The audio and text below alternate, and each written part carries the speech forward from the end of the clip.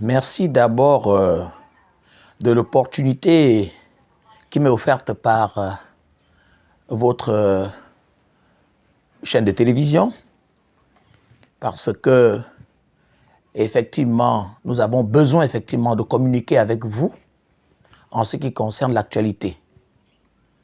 Le coup d'État pour le mouvement de redressement national tombe à point nommé, parce que nous avons toujours eu des élections depuis 1990 qui souvent n'ont pas été organisées dans les normes et qu'au finish, les résultats n'ont pas souvent reflété, n'est-ce pas, les aspirations profondes de la population gabonaise. Je dirais que c'est un énième halt, comme on dit un coup d'État en plus, électoral qui venait de se faire lors de ces élections générales dans notre pays. Les militaires ont pris leurs responsabilités parce qu'ils ne sont pas là que pour les autorités, mais ils assurent la sécurité de toute la population gabonaise qui aspire au mieux-être, qui aspire à la prospérité partagée. Alors, nous félicitons donc son Excellence, le général Brice Clotaire Oligui Nguema, qui est à la tête du comité de transition et de restauration des institutions du Gabon. Nous le disons encore bravo pour le courage, bravo pour le dialogue engagé, bravo pour la clairvoyance et bravo encore pour la promptitude avec laquelle il est en train de nous emmener vers des lendemains meilleurs.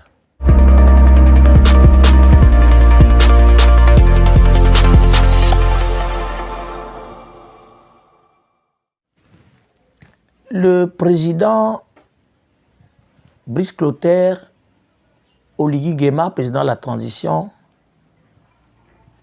est un humaniste. Nous aussi, nous savons que le chef de l'État, l'ancien chef d'État Ali Bongo, est malade. Nous ne pensons pas que c'est dans ces conditions qu'il devrait quitter le pouvoir. Il fallait qu'il laisse les choses avant que les choses ne lui échappent. Maintenant qu'il n'est plus chef d'État et qu'il est malade, il doit effectivement se faire soigner. C'est un compatriote. De la même manière que le coup d'État s'est fait sans effusion de sang, de la même manière, nous voulons continuer à faire en sorte que les Gabonais nous fassent confiance. Qu'ils sachent que nous sommes là pour continuer à unir les Gabonais qui, à un moment donné, n'avaient plus d'espoir, étaient désunis pour des raisons de politique, d'économie, de mal vivre, de compréhension, de mal gestion, de mauvaise gouvernance. Oui, l'ex-président Ali Bongo doit aller se faire soigner. Mais qu'a-t-il laissé au Gabon derrière lui? Il faut donc que cette question soit résolue en même temps que son déplacement pour aller se faire soigner. Alors, la quasi-totalité de l'économie gabonaise est dans les mains de l'âme, une société dont il est, je dirais, le précurseur. Alors, il faut déjà retirer à cette entreprise tous les avoirs du Gabon. Ali Bongo Ondimba, en tant que chef d'État, a acquis une fortune depuis 2009, colossale. Il faut bien qu'on voie dans quelle mesure cet argent peut être restitué au Gabon, parce que nous avons de grands chantiers aujourd'hui. Et avec ces poches d'argent, on peut résoudre tous les problèmes. On peut même effacer notre dette. Comment comprendre qu'il y a des compatriotes qui dorment tranquillement chez eux, avec des milliards, pas des centaines de mille, des milliards et des milliards dans leur maison avec des coffres forts. Et que le pays est dans la misère. La pauvreté est grandissante. Aucune route n'est faite en tant que telle. Regardez le petit tronçon là. Juste de Libreville à Kango. En tout, pour le faire, il faut des années. Dans nos hôpitaux, il n'y a pas de plateau technique. Il y a certaines maladies dont on est obligé d'aller se faire soigner à l'étranger. Nos élèves n'ont plus de bourse scolaire. L'université devient un mouroir. L'université de référence où l'élite du pays doit être formée pour assurer le développement du pays et son rayonnement dans les jours et les années à venir. Que dirais-je encore? Tous les domaines d'activité au Gabon sont au rouge. Véritablement au rouge. La vie est chère. Les Gabonais ne savent plus à quel sein se vouer ou mettre la tête. Pour manger, c'est dur. L'agriculture, on a fait ce projet graines, on ne sait pas à qui ça a servi. Même la période du Covid, où il y a eu des restrictions, tout l'argent qui est rentré, on va faire des prêts à l'extérieur du pays. Et on nous amène des choses comme la dépénalisation de l'homosexualité parce qu'il faut faire plaisir à d'autres personnes, à des sociétés secrètes de l'extérieur. Mais c'est immoral, c'est de l'abomination pour un pays béni de l'Éternel des armées. Parce que nous sommes véritablement bénis. Et tout est encore possible. C'est encore possible de vivre des lendemains meilleurs dans ce pays. Parce que nous avons tout ce qu'il faut. Nous avons la ressource humaine. Nous avons un sous-sol riche. Nous avons des finances. Vraiment, il faut que tous ceux qui ont volé, vraiment volé, il y a des manières. Bon, le vol est un vol, mais il y a des manières. Ce que j'ai vu dernièrement, ce sont des criminels. Avec autant d'argent dans la maison, ce sont des criminels. Il faut donc les dépouiller. On leur donne le minimum avec lequel ils peuvent vivre, sachant qu'ils ont occupé telle ou telle responsabilité. Tout cet argent peut nous permettre de commencer un démarrage sans faire de prêt à l'extérieur. Nous avons vu des pays à côté de nous comme le Rwanda, comme la Guinée équatoriale, qui n'ont pas fait de prêt pour devenir des petits paradis terrestres.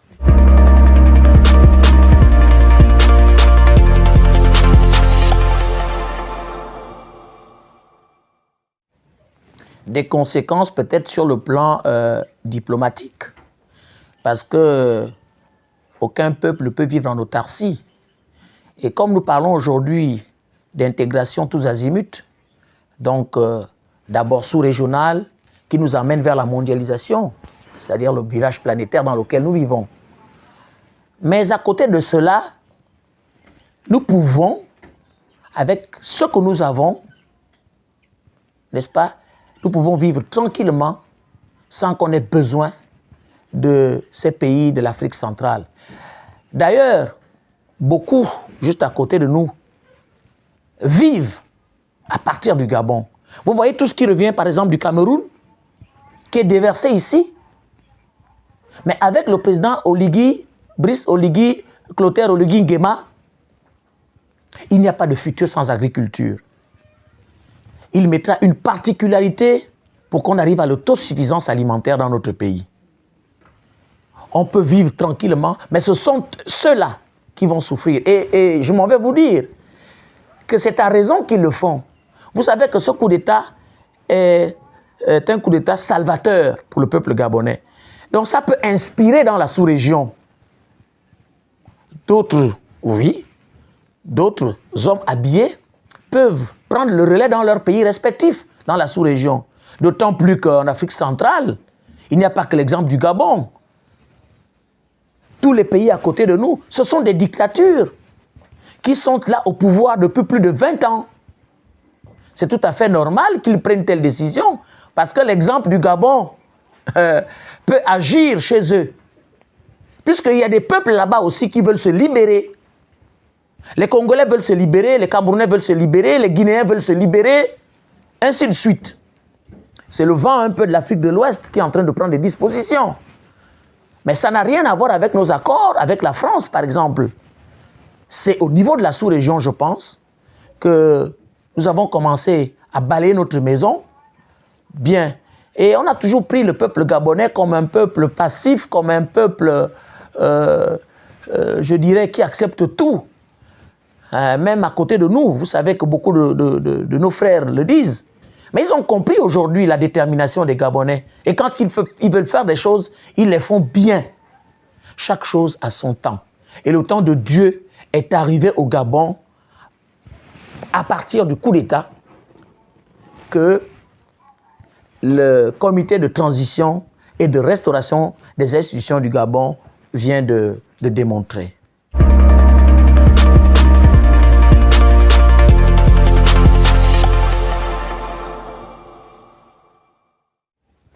Avant que de répondre directement à votre question, je voudrais juste vous faire un petit rappel en ce qui concerne le mouvement de redressement national.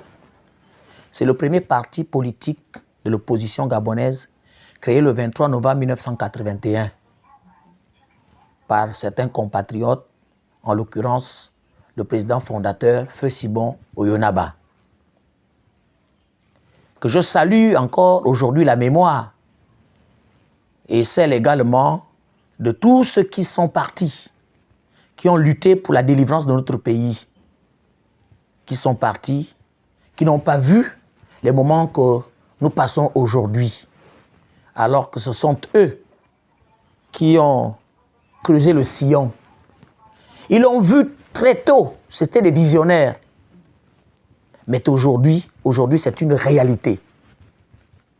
On ne peut que saluer leur mémoire et dire que c'est un lourd héritage que je porte aujourd'hui, moi, en tant que président du mouvement de redressement national qui a montré la voie. Très content d'ailleurs des situations de l'heure, parce que c'est ce que nous voulions, la délivrance, la libération du Gabon. Bien. Il y a eu des élections, c'est vrai, qui se sont très mal passées. Une organisation du Centre gabonais des élections dans toute la foutaise totale. J'avais des candidats qui ne retrouvaient pas leur liste dans les bureaux de vote. Ça a été enlevé à dessein. J'avais des candidats qui n'avaient pas de leur photo sur les bulletins de vote. Imaginez-vous. Et on est allé aux élections comme ça. On est allé aux élections sans le franc électoral.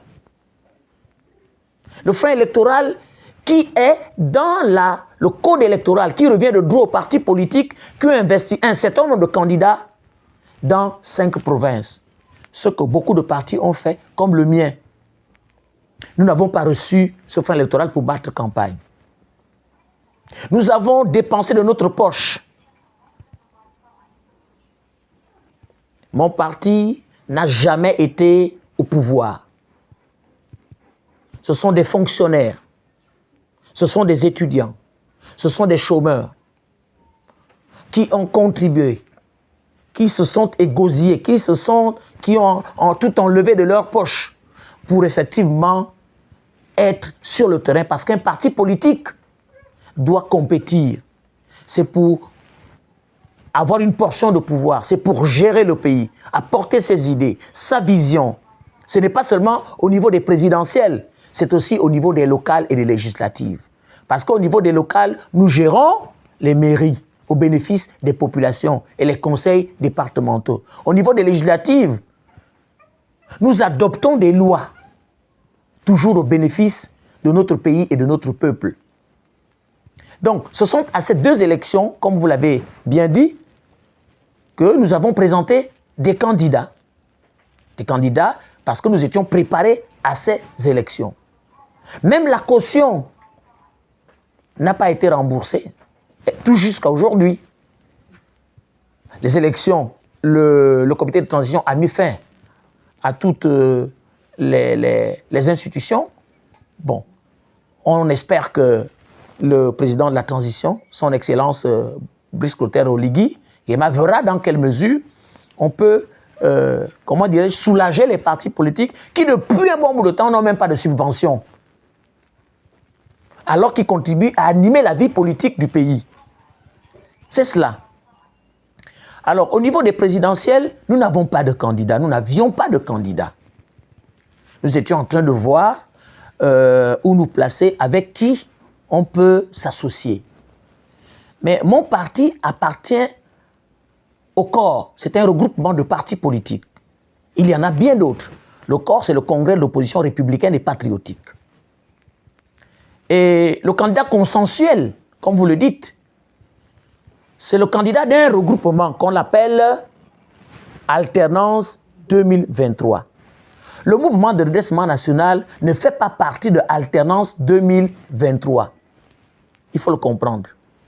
Mais c'est une dynamique qui s'est mise en place et on a compris cette dynamique parce que le peuple a dit que c'était la voie à suivre. Et en démocrate, on a décidé de soutenir le candidat de Alternance 2023. On n'est même pas allé à cause de Alternance 2023. C'est parce que c'était la personne d'Albert Rondosa, le professeur Albert Rondosa, que l'on sait quand même intègre et plus ou moins vierge dans cette machine-là. Parce qu'il faut savoir, et vous devez le savoir, que Alternance 2023, il y a des anciens pédégistes qui sont devenus des nouveaux opposants et qui sont aussi comptables de la situation du pays. Parce que ce n'est pas de 2009. C'est depuis Omar Bongo que les désastres ont commencé. Peut-être pas à la même mesure, mais aujourd'hui, ça s'est amplifié à partir d'Ali Bongo au pouvoir. Mais ils sont comptables. C'est pour cela que nous, le Morena, on n'a jamais voulu se mélanger avec ces gens-là. Et qui, en venant dans l'opposition, au travers d'un discours, d'une phraséologie, autour d'un discours incendiaire et révolutionnaire, se pavent l'étiquette démocratique et veulent devenir comme des donneurs de leçons à ceux qui ont creusé ce sillon-là. Ça ne marche pas comme ça. Venez en toute humilité rejoindre vos frères pour le même combat, mais parce que vous avez amassé des fortunes, vous venez, bien, vous voulez les piétiner, et c'est vous qui avez l'aura, vous avez les députés parce que vous avez suffisamment d'argent. Vous nous retrouvez, c'est une bonne chose, parce que c'est un même combat. Mais il y a des attitudes qui gênent. C'est pour cela que le Morena a dit, nous, on n'est pas dedans. Mais sachez que nous pensons qu'après cette prise de pouvoir, ce n'est pas un règlement de compte, mais il faut que ceux qui ont emmené le Gabon au rouge, autour d'Ali Bongo, comment on les appelle, ces garçonnets-là, ce sont des garçonnets. Ces garçonnets-là avec des tatouages au corps comme des artistes et qui sont à la présidence de la République et qui ont mis le pays à genoux. Voilà quelqu'un qui disait l'argent que j'ai là, l'ancien directeur de cabinet du président de la République, Yann Ngoulou. Ce n'est pas lui qui a dit ça c'est l'argent, mais qu'est-ce que tu fais avec ces milliards qui devaient servir aux partis politiques et aux élections chez toi? Parce qu'il veut justifier le vol. Mais il a toujours détourné. Sans compter tous les milliards qu'on a retrouvés dans les maisons. Alors que le pays est à terre et doit s'élever. Alors donc nous sommes allés vers Albert, nous avons soutenu Albert Rondosa, donc nous avons retiré nos candidats aux élections législatives pour ne garder que ceux qui allaient compétir aux élections locales. C'est comme ça que nous avons une déclaration officielle où nous soutenons le professeur Albert Rondosa. Bien. Lorsqu'on essaie de revisiter l'histoire, on n'est pas certain qu'Albert Rondosa allait prendre le fauteuil présidentiel. Maintenant qu'un libérateur arrive, comment ne pas tous, comme un seul homme, se lever et se mettre derrière cette personne et ses collègues avec lesquels c'est un courage, ce n'est pas à la portée de tout le monde. C'est vraiment un grand courage que d'arriver là. Un grand courage. Le discernement doit être le maître mot maintenant aujourd'hui pour les Gabonais. On ne doit plus faire n'importe quoi. Tout le peuple est en liesse. C'est une liesse populaire. Bon, que certains individus fomentent encore des coups à gauche et à droite, je crois qu'ils devront répondre. Ils devront répondre de leurs actes devant la loi. Ce n'est pas normal. Le président de transition n'a pas dit qu'il va s'éterniser au pouvoir. On remet les institutions à plat parce qu'aucune institution ne fonctionnait normalement. Et il n'y avait plus de séparation des pouvoirs comme l'exige la loi fondamentale du Gabon, notre constitution. Le pouvoir exécutif avait la même mise sur tous les autres pouvoirs. Sur le pouvoir législatif et sur le pouvoir judiciaire. le changement ne pouvait pas se faire dans ces conditions. L'armée était au service de ces mêmes gens-là. Mais quand ces mêmes personnes se désolidarisent pour dire non, on ne va pas être complice du massacre du Gabon, nous sortons de là. Ils ont agi comme des patriotes.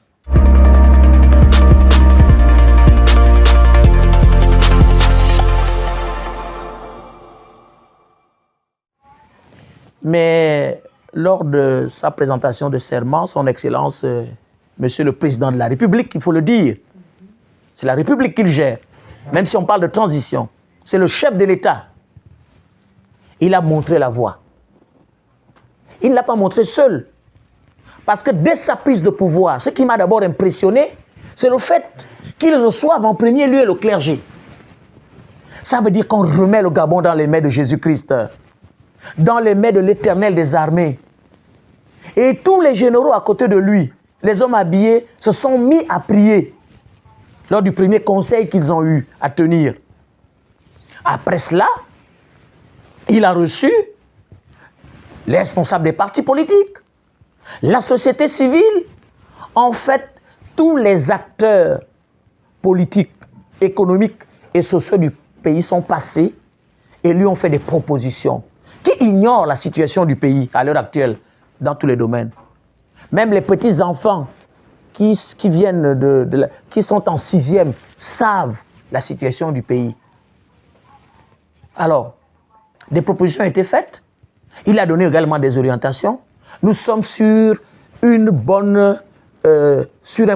bon canal. Et depuis hier, nous sommes en train de travailler au Conseil national de la démocratie, sous l'inspiration de son président, Maître Séraphin Daoré Bongo. Des commissions ont été mises en place pour que la transition se fasse bien. En tant qu'acteur politique, je peux vous dire que nous sommes déjà en train de travailler sur tous les domaines d'activité qui régissent le fonctionnement de notre pays. Je crois que j'ai répondu à votre question. Donc, rien n'est fait au hasard, ce n'est pas un pilotage à vue. Et par rapport à ce départ-là, il y a de l'assurance, il y a de la confiance pour de bons résultats.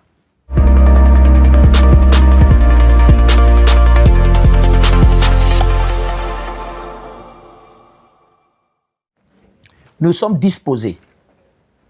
Pour finish, le mouvement de redressement national encourage, félicite et va travailler à côté du chef de l'État.